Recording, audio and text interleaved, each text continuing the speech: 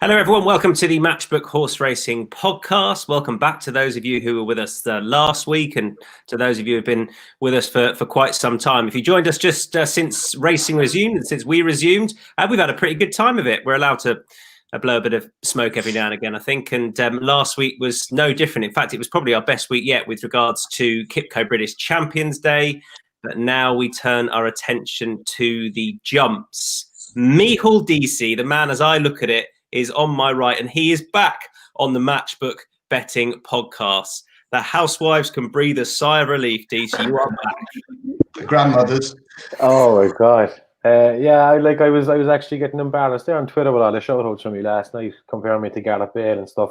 Look, it's great to be back. I'm very excited. Sully put me out in the field once the racing was cancelled there in March, just to enjoy myself and run around, just like these horses. And he's brought me back in there now recently just to get fit again for the new jump season, and I'm ready to go. Delighted.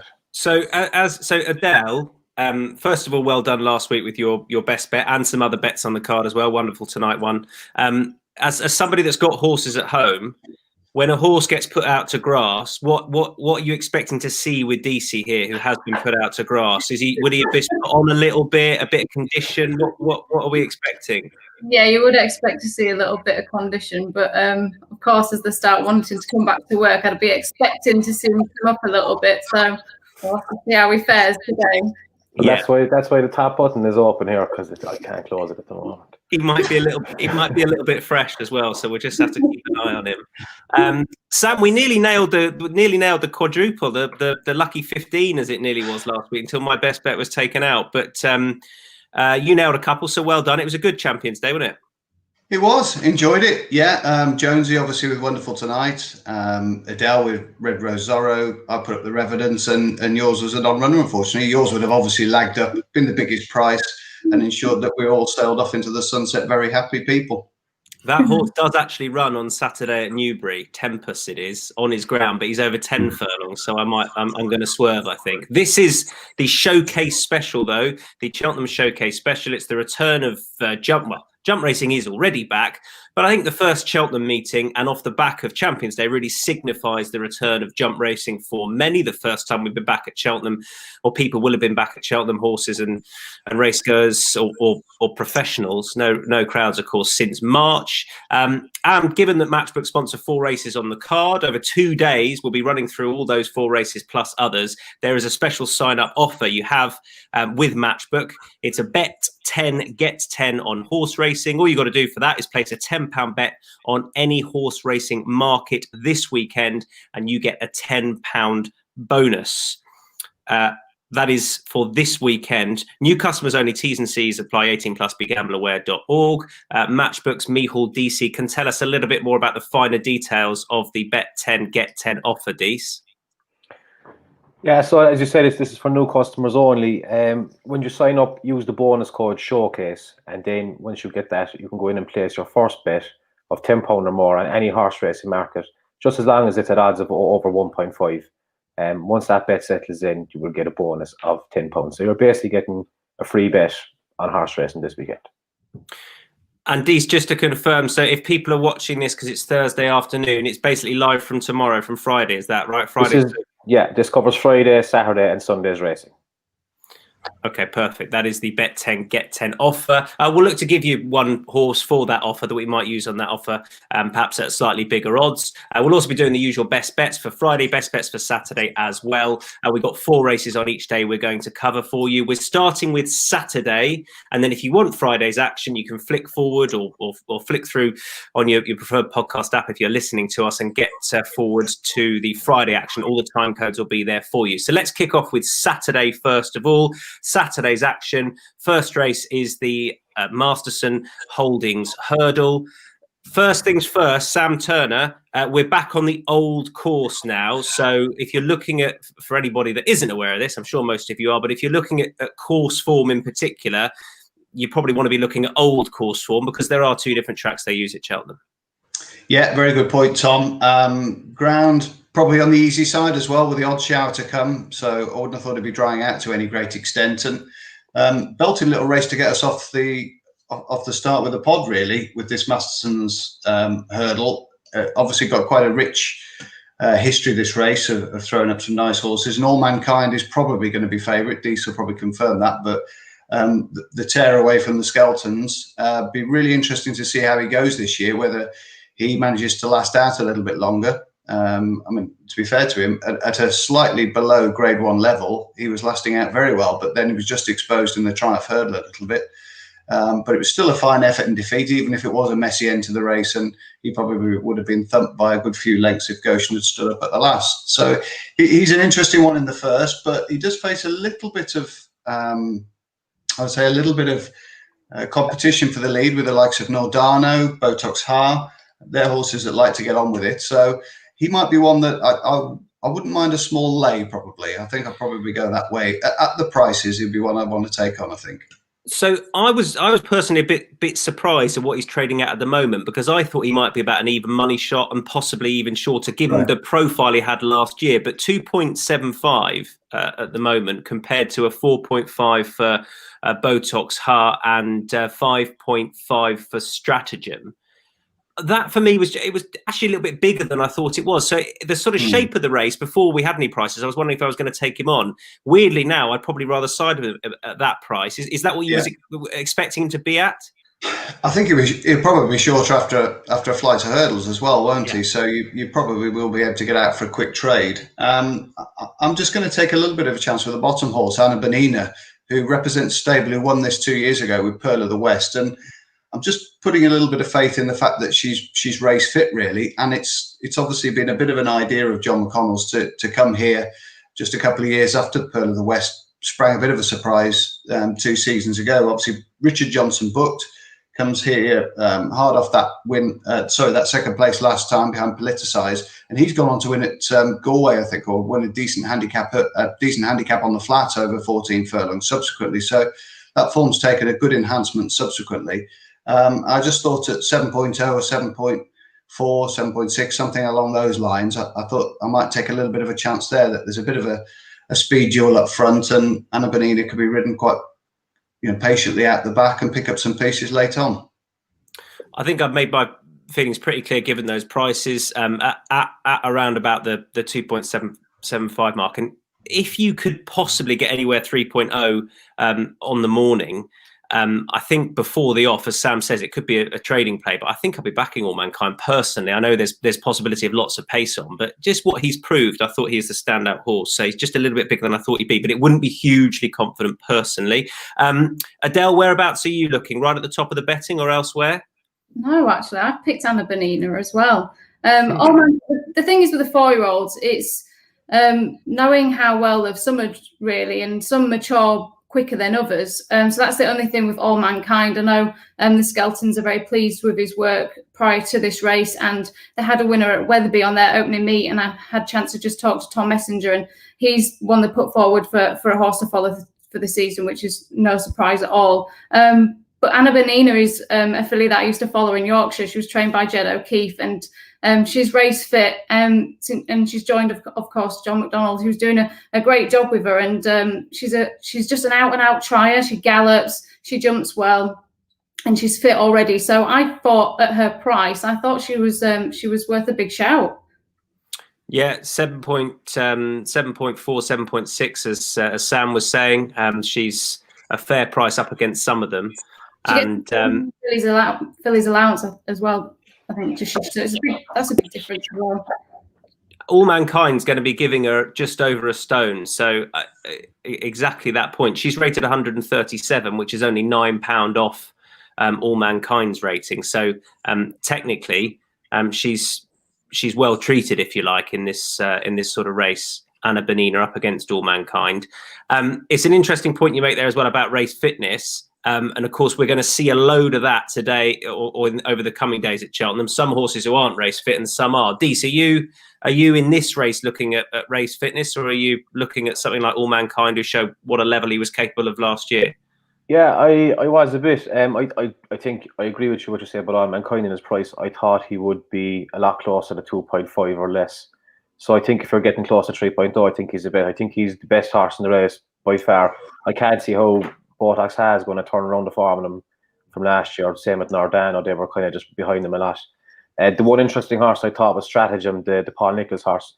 I was looking through his form, and he beat the other horse Solo by 3 lengths in France on his debut. He's had 2 runs in Britain, 1 win that was on heavy ground. But I think he's a short enough price with a lot of unknowns. I think he's about 5.0. So the one I was going to go for at a big enough price was the Pinkin, Seamus Mullins' horse. I think you're going to get about 12.0 with him.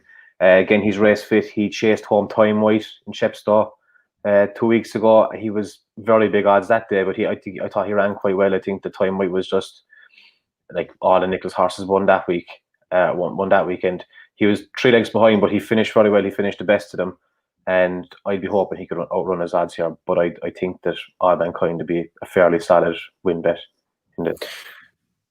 Yeah, the Pinkin is about an 11.0 shot.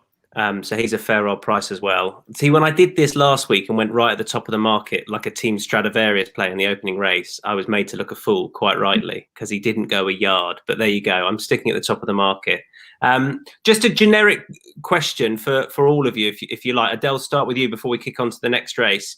At this time of year, I tend to find October and April are my sort of quietest months, betting wise or strong opinion wise, just because we have that changeover of seasons. Do you find that as well? Do you find that it's harder this time of year, or perhaps you find it easier as the jumps campaign is kicking off? What do you think? It depends really on the race.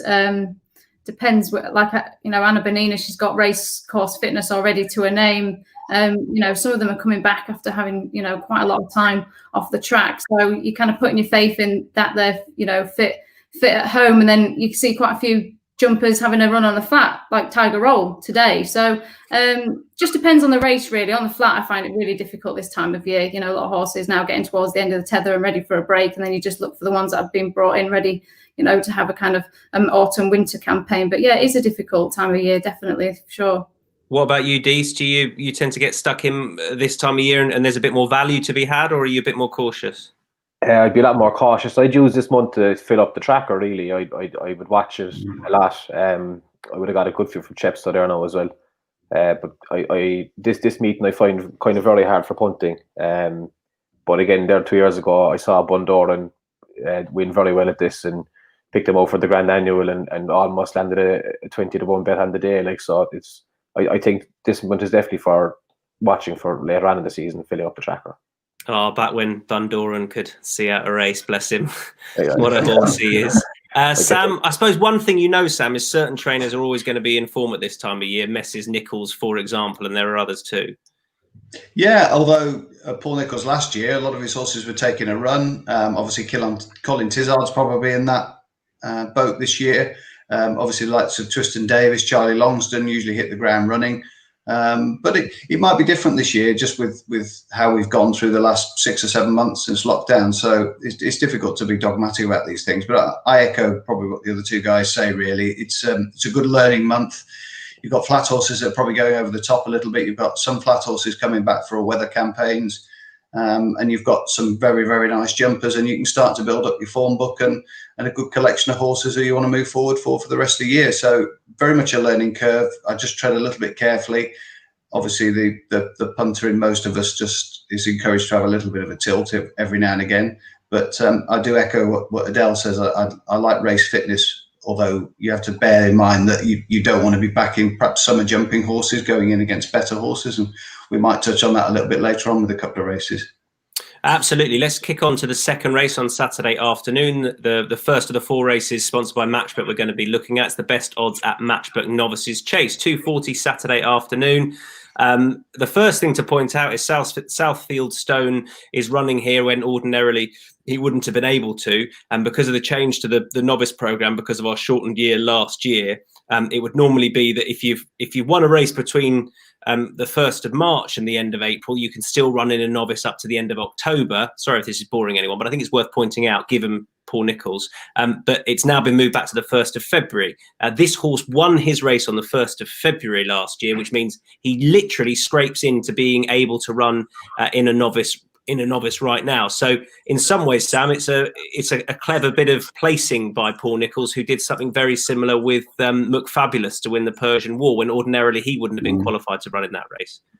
Yeah, he's done it before as well. I think with one or two, just exploiting the loopholes with horses and just cleverly campaigning them where other people perhaps might not think of that. And that's why he's the champion trainer 11 times round. I think it's his placement of horses, and hopefully he's got it right here with Southfield Stone. He's had a wind operation.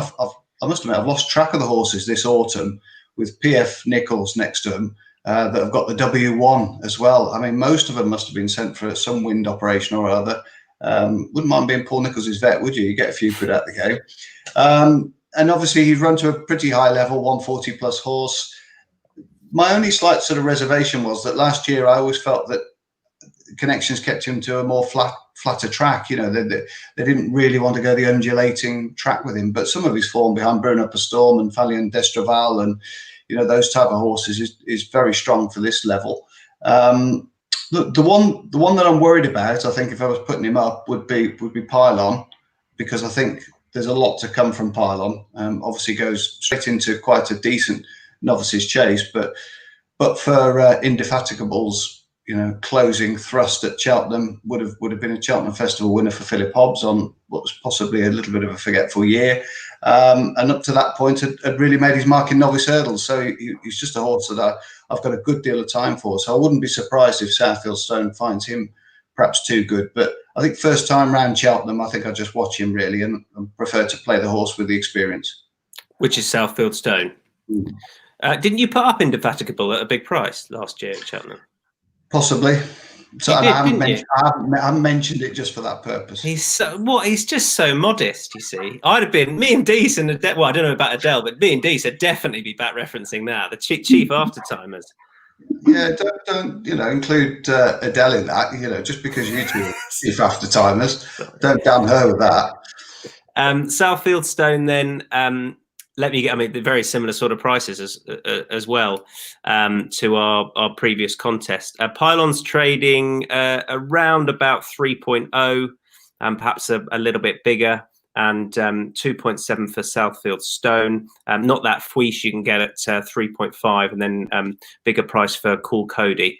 Adele, back to you. Southfield Stone, Pylon, the young pretender, if you like. Are you looking at experience? Are you looking at the could be anything horse, or is it not a race for you? I do like Southfield Stone. The only thing I have looked through his races, and he does jump left. He does look to be a little bit quirky, and especially under pressure, which is not something I would like to see. Now, I was at Catterick when Pylon won there in January, I think, and we were all wondering, because Philip Hobbs doesn't really send horses to Catterick. I think that might have been his only runner, and he won very impressively. So I followed him then for the rest of the season. Lot to like about him. He's just really uncomplicated, really forward to ride. Got Richard Johnson back in the saddle. I think he's won 2 races on him. So I think at the prices, just for a little bit bigger, I would probably go for him. Yeah, I'm honestly undecided at those prices. It is between the two of them. I mean, if I was forced into a corner, I'd go Southfield Stone, really just echoing everything Sam has said. I think if we're looking at this come March, which horse is rated higher over fences, I'd probably say Pylon. But the fact that he's never had a spin over fences on a race course, it's Cheltenham first up, I'd probably want to side with the experience. And taking the point that Southfield Stone definitely goes to his left a bit, but he should be all right around Cheltenham for all he has been kept to flatter tracks. As Sam said, I'd just side with Southfield Stone, but it wouldn't be that confident necessarily over Pylon unless it eased out to a slightly bigger price. Deasy, what about you? Yeah, I'd be siding with Southfield Stone as well, just for a lot of the reasons you said. I think that it's a big ask for Pylon, although he could be a good horse. Not that Fouiche, I just can't see him improving enough after the run to be troubling these horses. And Cool Cody, I like Cool Cody. I was actually watching him last night. He chased home Soldier of Love last time out of Newton Abbott, but he's dropping a lot in trip. He's dropping, I think it's 6 furlongs down to 2.5. Probably not a race I will be getting involved in financially, but I think Southfield Stone will win it. But if I was going to back something, I'd probably back Cool Cody just because he's the rag of 4 horses. Deasy is the master of restraint, as we all know. So it's good to have you back with regards to not getting involved in every contest. So 3 for Southfield Stone and 1 for Pylon, but it does sound as though we're all a little bit cautious over that race with the prices as they are currently. That's the best odds at Matchbook Novices Chase. We move on to a much more open contest, which is the 3:15, the Pertemps Network Handicap Hurdle. It is qualifier, one of the very early qualifiers for the Pertemps Hurdle Series. 18 go at the moment. Adele, you can kick us off, because I think, was it Sam that coined you the handicap queen? So you handicap queen, yeah. So you got so I'm sure you're delighted about that. So you get to go first on this easy to solve puzzle. This is not an easy to solve puzzle, but I'm going to go with I'd better go now for the skeleton team, who purely really because when I've watched his races, he sees out the 3 miles really well, which you want to get at Cheltenham. He won at Doncaster. That was on his final start in 2019, and then he returned to win up at Perth over 3 miles on his latest run. So the trip clearly suits him, which is what I'm kind of swaying with him for. He jumps well, stays well. Skeleton team. Hopefully it'll be a winner for them as well on the first day of Cheltenham. I better go now as around about 8.0. I was impressed last time on first start back, and has race fitness on his side. And also, Adele, I think there was an article earlier on or towards the start of the year where Dan Skelton said he was going to approach things slightly differently this year. This is when jump season was back up and running, and not hit the summer really hard and already have 50 on the board come October time, but actually just focus on the main chunk of the season a little bit more. So we might see some of his horses campaign slightly differently, some potentially better handicap horses coming into the season proper. Yeah, Tom said at Weatherby, talking about the horses and stuff, and he said they were just going to be a little bit more patient with some of them and probably go for kind of like quite a bit of quality over quantity and just kind of place them a little bit better and hopefully get some kind of nice big wins under the belts. And we know that he can target a handicap as well, with a fair few Cheltenham winners under his belt already. Deasy, the Pertemps Series qualifier, where are you looking? I've picked out 2 horses at big prices in this. I'm not a fan of the Pertemps Series at all. I think there are races that encourage horses to come 5th and 6th, especially in Ireland. That's what they seem to do very well over there. But I've gone for 2 at big prices in this. I've gone for Goodbye Dancer, Fergal O'Brien's horse. I think he's about 21.0. Now, his last win was over course and distance last December off 124. He's here now, but I think he's had about 7 or 8 races since. He's here now. He's only up 1 pound. He's running off 125. He's in at the bottom of the weights, and he's a nice price. I think he could be a nice one for a small win bet and a nice place bet. And the other one then is Kim Bailey's horse, Manila Warrior, who he's only won 3 times over in his career, and they've all been over hurdles. He was running a kind of decent enough chases last season. I think it's interesting that he lines up back here in this race. And again, he's about 20.0 as well. I think I will be playing both of them, probably about a 25% win and 75% place. I'm going to jump straight in off your coattails, because my selection and probably strongest fancy on the day is Manila Warrior, who just didn't seem to take to chasing. If you look back at his Huntingdon run, where he qualified for the Pertemps, he bumped into Jess Garrington's Not Many Left, who then went and ran really well up in grade. And that form was worked out incredibly well. He then didn't get into the Pertemps. He was rated 133. Then Matt Nichols, the assistant trainer, after his subsequent win, after the festival, said he went up £3 this morning, which would have got him into the Pertemps, but he went up for sitting in his box because the Huntingdon form had worked out so well. But he's now racing here off a mark of 133. Obviously, it's been a long time since he was over hurdles, but he just looks a much happier horse, or did look a much happier horse over hurdles. For all he looked as though he'd make a chaser. He's had a relatively recent run. He had a couple of spins in the summer, so he shouldn't be lacking race fitness per se.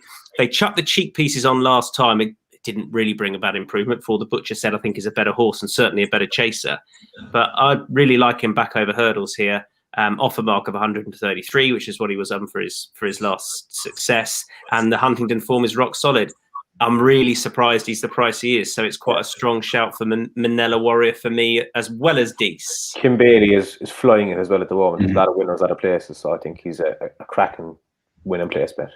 I had the joy of speaking to Kim this morning while he was in his car at Ludlow, and it was just before I started studying this race, and I didn't have the heart to then call him back and go, I forgot to ask you about Manila Warrior. So I probably should have done, but I didn't.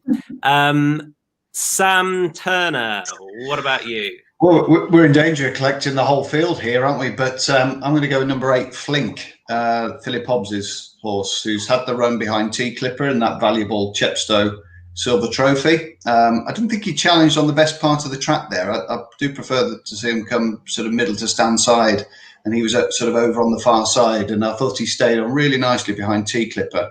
Thought that was a really, really promising performance, if I'm honest. Flash the Steel, like the previous year's winner, was second. Sasiko, horse that very, very solid horse last year. He was back in fifth, and this lad was all he was doing was galloping on and staying on strongly. So I think the step up in trip will be ideally sits towards the foot of the weights, 130. He's going to have to win a couple or win one well to get into the Pertemps final. So I always like to have horses that have got to win to get in. I know we're at a very early stage of the season, but Connections really do seem to plan an attempt at the final from some way out. So I've no doubt this is probably on the short list of possible targets really for Flink. So he'd be my number one pick. I think 8.0 is very fair for him. I think he's a horse with a fair bit of potential still. I don't think we've seen the best of him yet, and his one sole poor effort last year came with an amateur rider on. So I think once he's ridden by professionals, then I think he's looked a pretty useful horse. And I can't stop myself from being suckered into a very, very small win and a reasonable place bet on Vaniteur right at the foot of the weights, who has been running probably every couple of weeks for the Leeches in France, and ran 6 days ago. I think it's something like probably 40 or 50 to 1, something like that. But I think with 4 places on offer, I know all the balance of his form is over trips shorter than this, but I'll have to take a little bit of a chance because he might well run into the frame at a massive price. So at least he's absolutely hard fit, whereas 1 or 2 of these might have future targets in mind, let's say. Yeah, Vaniteur is a big old price. I think you'll definitely get that. I mean, you're on the win bet. I think on the exchange you'll be pricing up a fair bit bigger than that as well. It's probably 1,000. I mean, to be fair to him, he finished second, I think, in a chase at this meeting 12 months ago. So he has got a bit of previous with this meeting, both with these connections and previous connections, I think. But it's just a bit of fun at a massive price, really. It's an open race. We've given a few horses between us. You just have to decide who your favourite is and side with him or her. And if Twitter's anything to go by, it's Adele who's the favourite. Yeah. Have you noticed, Sam? Every time we put up the pod, somebody just goes, "What are Adele's tips, please?" Yeah, noticed. Yeah, and can we have a print out of Sam's face for the dartboard? That was the other one that I saw. Exactly. You've got a very dartable face, Sam. I have, yeah, absolutely. They're going nicely into this forehead. Yeah. The 350 at Cheltenham closes off the Saturday action. This is the Matchbook betting exchange handicap chase. It's over 3 miles and a furlong. And it's a proper favourite race of mine, really, because it's when you get those staying chasers out and about again. You've got a previous winner in there in the form of Cogri, and you've got some course and distance lovers in there as well. It's currently vying for favouritism with Man of the Mountain and Frodon, both around about the 5.5 mark, and Cogri's not that much bigger either. Dease comes straight back in with you. Are you going with a horse that's proven himself over this track before, or are you going with something else, the likes of Man of the Mountain or somewhere else? Oh no, 100% course form for me. I'm going for Bob Mahler. I know that he probably wants about 5 or 6 miles in a muddy field, but I thought his run to Kimure was fantastic. And I think the fact that Frodon is in here top weight, everyone else is carrying very, very light weights. Bob Mahler's 10-4. Thought it was quite progressive last year. I think he'll definitely stay. I don't think going down to 3 mile one, especially if there'll be a bit of juice in the ground, I think that will suit him. Again, he's about 12.0, 13.0. I would give him a great chance of definitely hitting the top 3 and possibly winning. Yeah, Bob Mahler, round about that price that you said, around 13.0 for Warren Greatrex and Adrian Heskin. Frodon, I might just throw this over to you, Sam, while half answering myself. Frodon has won off this mark before, as we know, won the big handicap chase before Christmas off this mark, before going up in grade. I just wonder whether they're going to want to, under this big weight, I know the ground isn't set to be too testing, but really bottom him, if you like, here, with other targets on the season ahead. But I don't know, maybe I'm wrong. Maybe he should be favourite given what he's done in the past. Yeah, possibly. I mean, look, he's back into a handicap, isn't he? From trying to ply his trade in some very lofty races. So you could sort of understand why he's been well found in the market. I think he's the type of horse that sort of builds momentum as the season goes on a little bit. I don't know whether he's always ready to hit the ground running first time, and I do wonder whether he might just be a bit sharper for this outing. So it'd be fascinating to see. I went up and down the race a number of times trying to find a selection, really. I've just ended up going for the old boy Cogri because, as you say, he won this race, I think, 3 years ago. He was then nutted close home the year after when finishing second. And then last year he finished third behind the Conditional, who obviously went on to win at the Cheltenham Festival. So, they're 3 really solid runs. At least that this has been, you would think, the primary plan for the Twiston Davies team. He gets on really well with Sam Twiston Davies. Nice lightweight. He seems to come to hand more the early part of the season rather than as the season wears on. So I think I'll probably just back him win and place at 6-1 and just be done with it, really. I was trying to make a case for 1 or 2 of the others, but I just love his course form. And I know he's 11, but he hasn't got loads of miles on the clock. He had 4 runs last year, and one of them was pulled up at the festival. So it's not as if he's been around the tracks for 6 or 7 years, 7 races a year. So I'll just take a little chance with Cogri, I think. Cogri for you, around about 7.0. Adele? Well, I've interviewed Bryony on many occasions, and the way she talks about Frodon is, is superb. She's got so much love for this horse and so much respect, and you'd never ever go against them if you ever spoke to her about him. So I'm going to stick with him. He's in handicap company. I know he's got top weight, but the ground's not going to be too testing. This will be Bryony's 14th start on him. She gets on so well with him. She knows him really well. He's ran 7 times at Cheltenham and only finished out the placings once. So I'm going to stick with Frodon, and I've got lots of faith in Bryony. She gets on really well with him, and I think he's back in handicap company. I know he's got top weight, but I think he could run a big race. I know he does go well fresh sometimes, so hopefully, fingers crossed, this isn't just a little bit of a run round for him. That was nearly the way I was going to play it, was to say just back Frodon in the place market, maybe a small win, but just have a good go in the place market, because I really struggle to see the horse out the first 3 home. You got 11 runners, and as you say, he's almost never out of the places here, and absolutely loves the place. He was 4th last year at the festival, but otherwise in handicap companies, relatively bomb-proof here, certainly as far as the places go. But I'd probably just recommend a small bet on Cobra de Mai, who's a 4th different horse for putting up of 11. At 17.0, it'd probably, again, be more of a place bet, maybe a small win bet. But I think stepping back up in triple suit, and mainly that the cheek pieces going back on, I thought was a big plus. I just wonder if last time was a bit of a spin round under Harry Skelton without the cheek pieces on. He was put into the race, but he was disappointing after the first fence at Fontwell. But he's got course form. He's won here before, but I think it did come on the new course. But there you go. But if you go back to his run at the festival, he was 6th, 8.5 length behind the Conditional in the Ultima, and that was a really good run. He's £2 lower here. This is a tough race, but I don't think there's as well treated horses in this as there were at the festival. And I thought he was a relatively solid place selection, Cobra de Mai, but it's not a high stakes race for me. I've got to say, I thought it was very tough. Anything to add on this race? No. Good stuff. Not personally. All right, best bets for Saturday then. Saturday afternoon, best bets. We've covered 4 races at Cheltenham for you, 2 of them sponsored by Matchbook, and you can go elsewhere if you want, as Adele did with her winning best bet last week. So Adele, you can kick us off with that. What's your best bet for Saturday afternoon? Okay, because I got so much stick over Yukon Glen, I'm going to go with Yukon Glen, who runs down at Newbury. Of course, off the back of his Aldborough Cup win, and of course winning at York, beating Logician in the Cumberland Lodge, is in the form of his life. He's 7-year-old, but Paul said he's still really fresh, because obviously he missed that season with a leg injury. So he said he's still learning his job, and the plans are to go to the Melbourne Cup next year. So hopefully, fingers crossed, he's going to run another big race. Paul and Jim are very good at kind of coming up with these tactics to win these races. So I'm not sure what he's going to do on him this time, but I don't think he's badly priced. He's not favourite, so hopefully might be a little bit of value there. Paul going down to Newbury to ride him? Yeah. Perfect. That's Yukon Glen at Newbury under Paul Mulrennan. Deasy, your best bet for Saturday afternoon? I'm going to go for Bob Mahler. Small win bet and a good place bet. Bob Marler in the race we've just looked at. Sam Turner.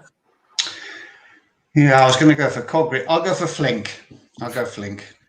He stuffed you again. See, first pod back, and he's straight into the race you were going to do. Unbelievable. Yeah, well, he's a company man, isn't it? I have to take a back seat when the company man starts exercising his muscles.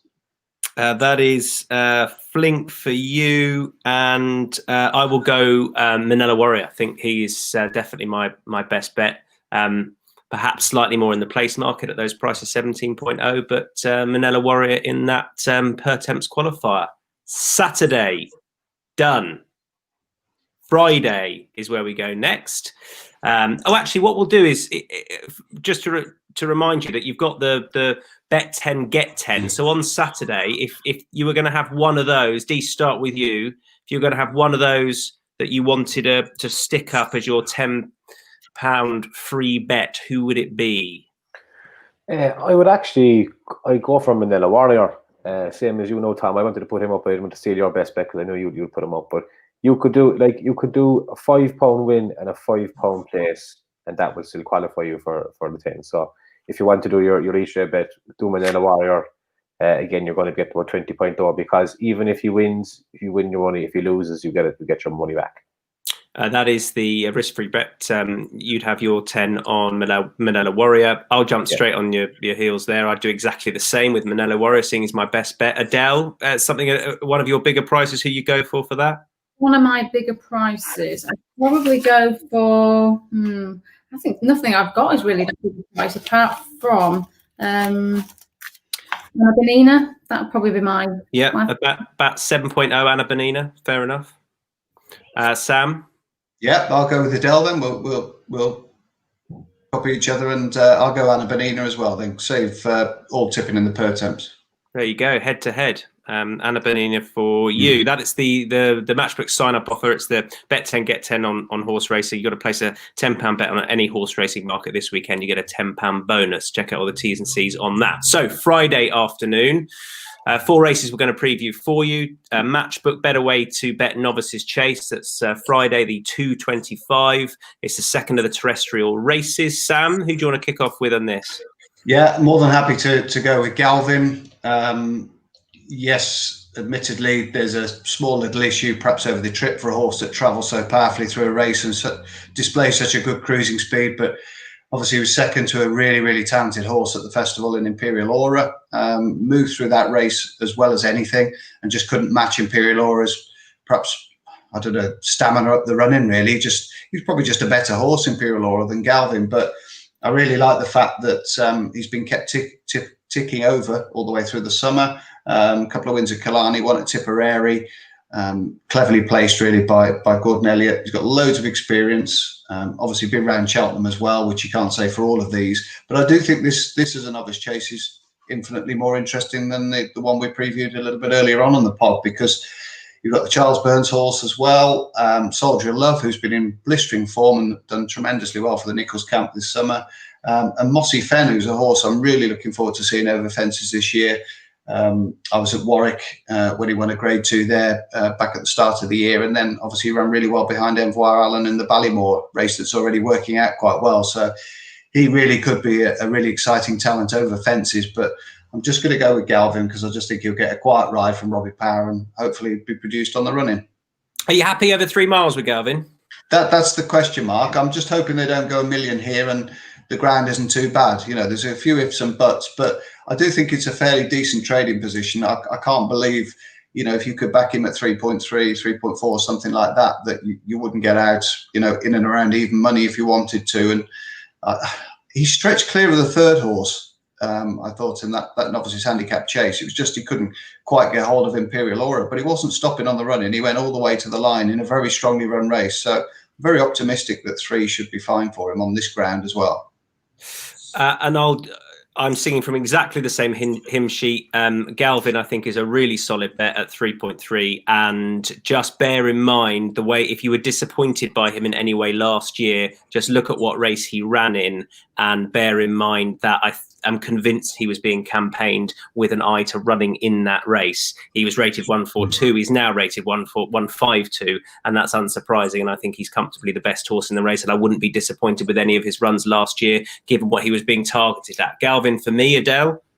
I do like Galvin's profile, and Gordon's been very patient with him, and he's well placed in well. There've been small fields that he's won, but that's probably a good thing because it's just helped him gain some confidence because he's jumping with a little bit. If he can get quite deep into his fences, quite close into them, so you kind of see him make the odd mistake. Just the trip I was a little bit unsure about. That was the only question mark. So I've gone for Soldier's Love, who's proven at the distance. Paul Nicholls' team's in great form. Was it 40% strike rate they're on at the moment? 19 winners from 48 runs, and so is Harry Cobden's on 32% strike rate. So just purely on the fact that he's already proven at the distance, Soldier of Love for me stays the trip really well. He's won over 3 miles 2 furlongs, so if it's an out-and-out gallop, I think he's coming into that race equipped with stamina. And Soldier Love is around about 5.0, so he's a fair bit bigger than Galvin. Dease, what about you? I actually asked Sam about Soldier of Love and how his times rated up last night. He never got back to me. I went for Galvin there, so I think that answers the question for me. I'm not helping you, Dease. You find your own winners. Yeah, I think, like you've already said about Galvin, going up to 3 and a bit miles in Cheltenham would worry me. So I think I probably will back Soldier of Love at the prices just for all the reasons Adele said. I think he'll stay. His 3 runs at Newton Abbott, from my amateur eye, he improved his time each time over the same course and distance and carrying more weight every time. So I think that's a bit of progression there now. He's gone up a lot in the weights, but yeah, I'm willing to take a chance at him in this. And I would say watch for Dr. Duffy. Dr. Duffy ran in the first race here on the Friday last year on the Ballymore and was backed as if defeat was out of the question and was staying on very well at the line without quite getting there behind Champagne well. He's after drifting a small bit this morning. He's gone out to about, I think it's 8.0. But if the money comes for him, he might surprise a few people. Officially, then Soldier of Love and Galvin, we're going head to head 2v2 in that contest. Let's move on to the.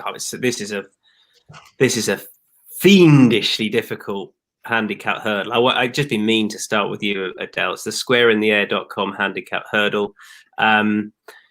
Sam, I asked Sam about some times with regards to hijack. Thanks for getting back to me about those, Sam. That was really good of you.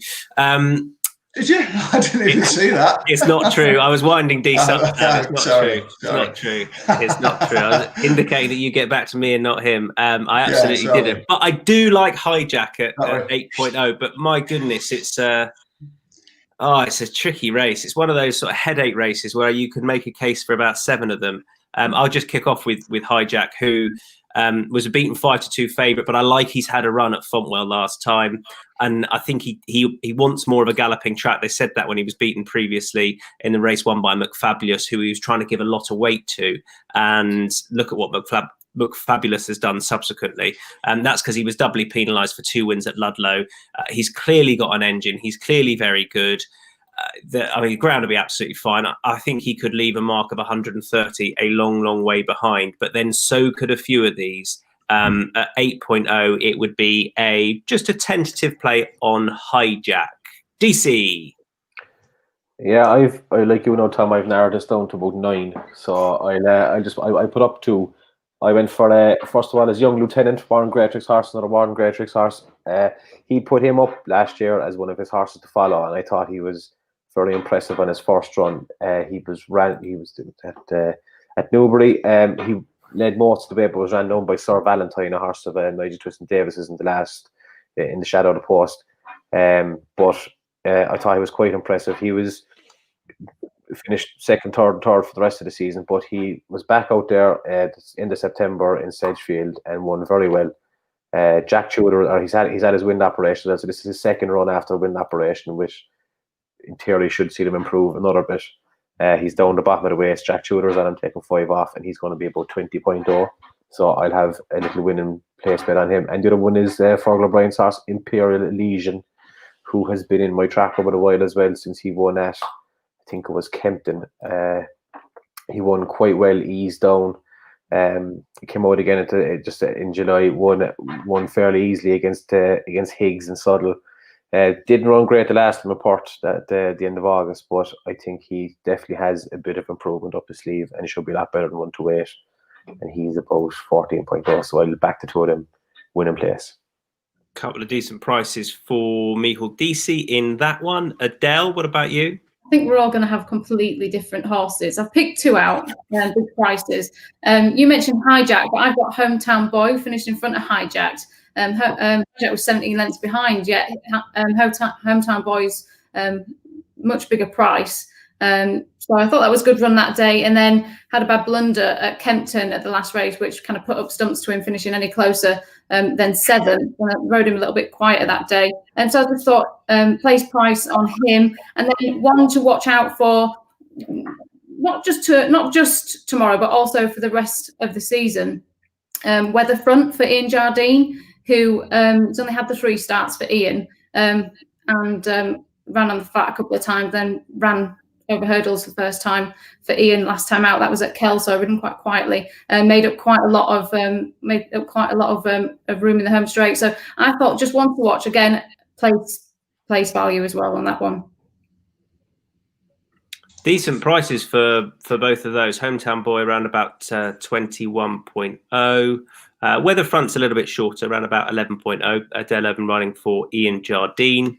And Sam, go on. I hope you're going for something completely different again, just to give us about 8 horses here. Yeah, give us a good list, a good spread. It's like a roulette table, this, isn't it? Put a bit on each one.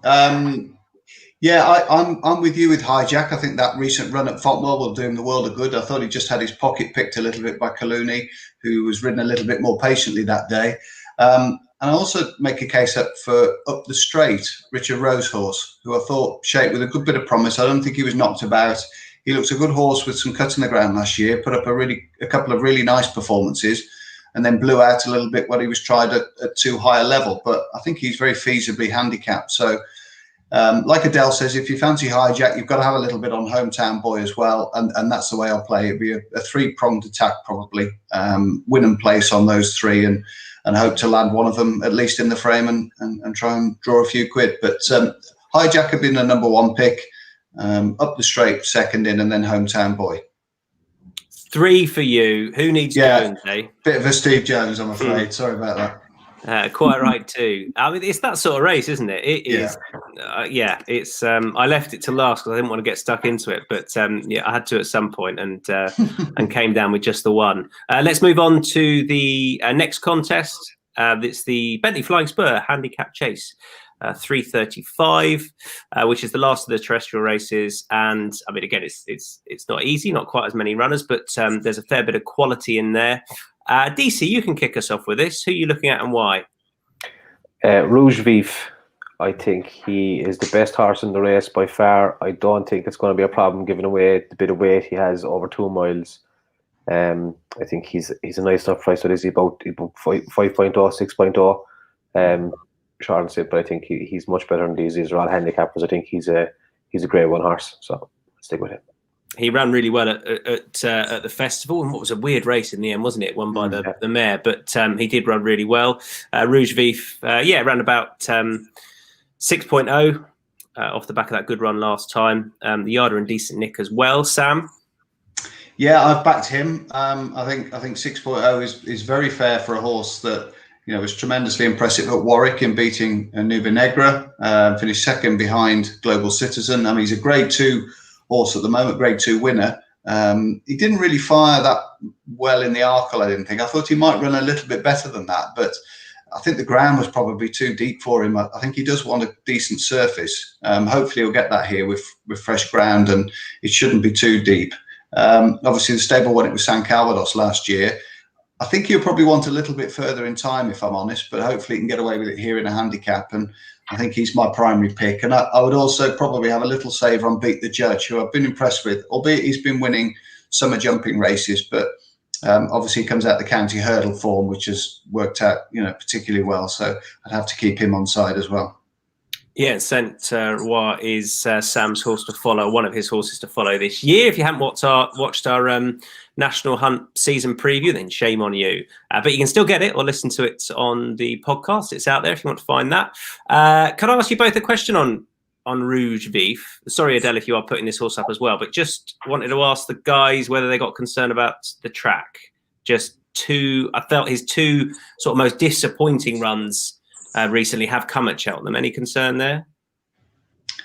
Yeah, I get where you're coming from. He did look a bit laboured in the Arkle, but I was just wondering whether that was the end of a long season, really. Obviously, he put in a big effort, I thought, at Warwick. I really fancied Nube Negra that day, and sort of he made him look slow, really. It was a tremendous performance. I just wonder whether he left his race behind a little bit.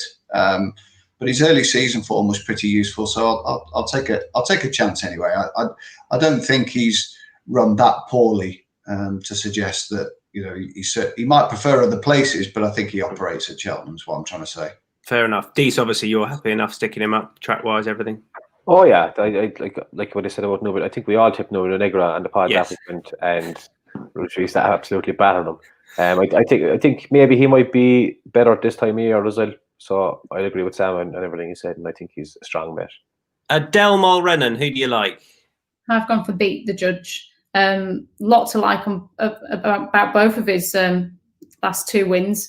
Thought were both very smart performances. He looks like there's still plenty more to come. I presume they'll want to see whether he's up to kind of winning at this level. That's it's a big learning curve when you step him up to Cheltenham, just to see whether or not they're capable or not. So done nothing wrong in both of those performances. So I can only presume there's still a little bit more to come. So I've picked him out.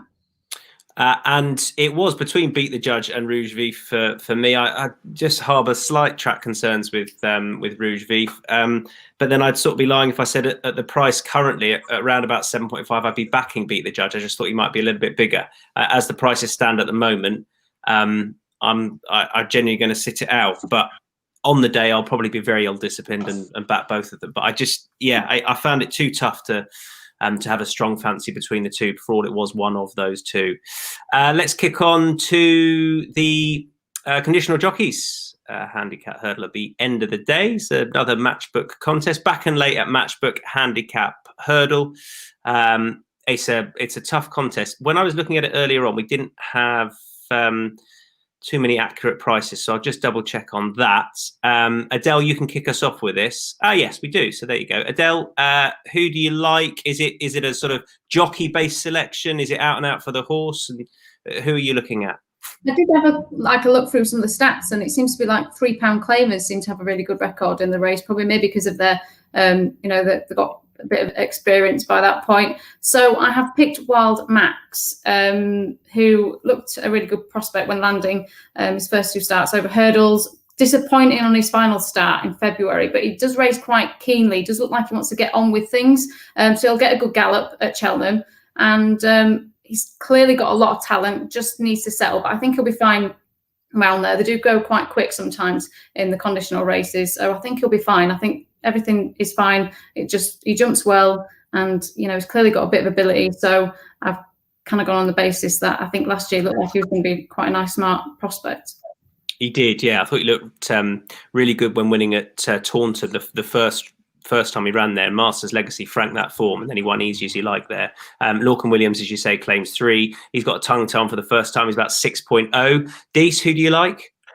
Yeah, I agree with Adele on Wild Max. I was looking back through the winners of this race, and Paul Nicholas has won it with All Garden close to Dover before, so he has nice runners in this. But I'm going to go for Benny's Bridge, last year's winner. Sure, Sam put him up as his best bet of the weekend for that, but I thought he was very impressive last year. I think he's only up, he's 8 pounds higher this year. I think if you put that 8 pounds on him last year, he would have still won by a couple of lengths. Probably been laid out for this, and again, you're still getting about 6.0 at the moment. So I'll go for Benny's Bridge, and I probably have a small bit in Wild Max as well if I have a few bob in the account. Sam, you will, of course you will. Sam, do you want to? Are you completing the trio on Wild Max?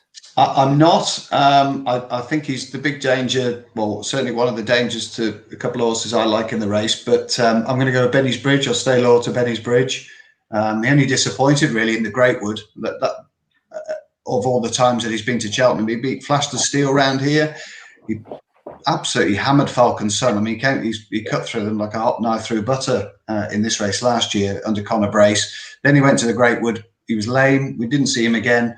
I can't believe that Connections haven't tried to get him ready for this off the back of that. And I think if he's in anywhere near the same form, yes, he's up £9, but he could have won with another stone last year. So I still think he's feasibly handicapped, and he's the primary pick for me. I do also think it's interesting that Nanabelle, Nicky Henderson has booked Jack Tudor, who I think is one of the most talented conditionals around, to ride this horse. He was beaten at 130 on at Market Raisin on his British debut.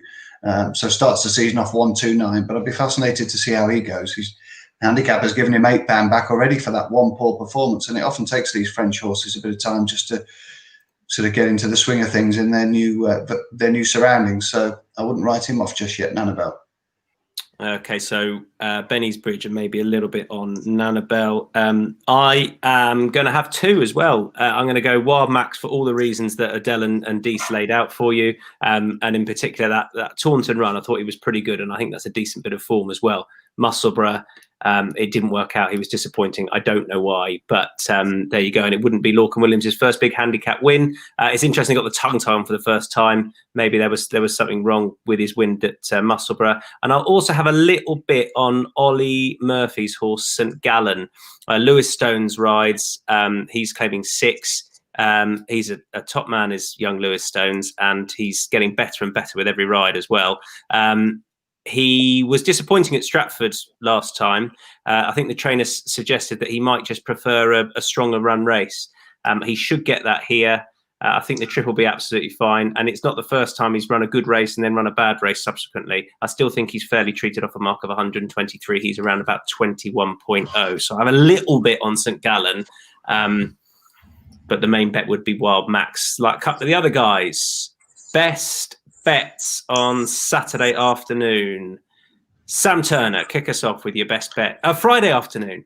Best bets on Friday afternoon. Don't confuse me. Who is your best bet, Sam? I'll go with Benny's Bridge, win and place then, to repeat last year's performance. Benny's Bridge in that back and late Matchbook conditional jockey's handicap hurdle. DC? I would say Benny's Bridge as well, but since Sam put him up, I'll say put him in a double with Rouge Vif. So your best bet is a double, Benny's Bridge and Rouge Vif? Yeah. Where does it go? 30 to 1 double, something like that, isn't it? That is, but it's great to have you back, Dees. I love it.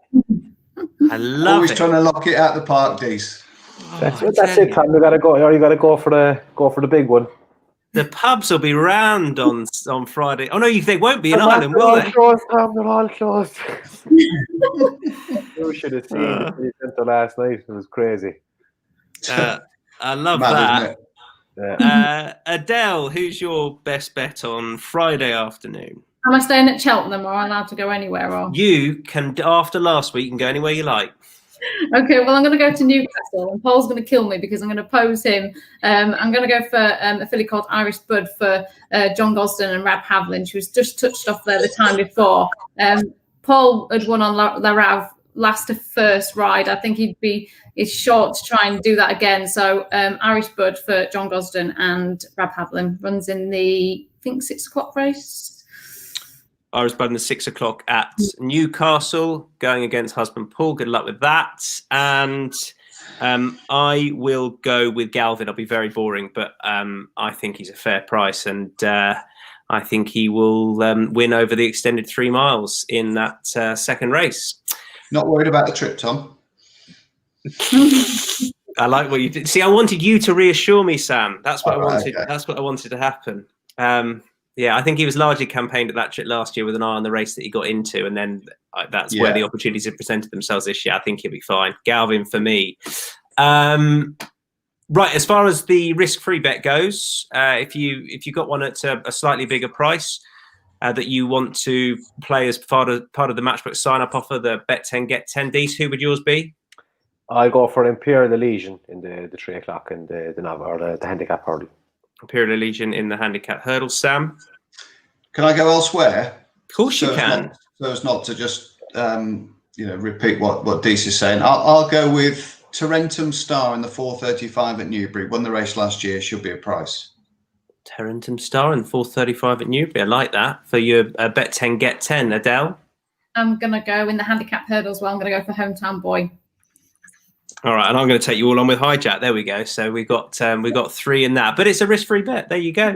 As part of the Matchbook sign-up offer. Check out all the terms and conditions on that. That is open from tomorrow morning if you're watching this on Thursday. So from Friday morning, Friday right the way through to Sunday. Lovely stuff. The jumps are back. I don't know where all the flat racing's gone. I mean, of course it continues in a slightly different form. We've still got a bit more flat turf left as yet, but it's mainly jumps from here on in. So hopefully we're going to do well and have as good a weekend as we had last weekend. Dees, thanks very much. Great to have you back. It's like you've never been away. Oh, it's great to be back, Tom. Thanks for having me. It's great to have him back, right, Sam? Oh, without a shadow of a doubt, yeah. Makes me look like Michael Hutchins compared to these. So anybody who's follically challenged on this pod is always more than welcome. Yeah. I just want to say as well, it was one of the worst benchings ever for Steve Jones. He didn't deserve it, and he'll probably be back again next week now once I tipped 0 winners. We hope for the best. Go on the double. There's so much going on. You see, we've got to rotate the squad. That's it. It's like any good football team that's in Europe. Yeah. You've got to rotate. If they're comparing him to Gareth Bale, he'll be in 1 week and out the next on the sidelines anyway when he does. So with a nice back. He won't play 2 in a week. Adele, you haven't missed any ITV engagements by being ill, have you? No.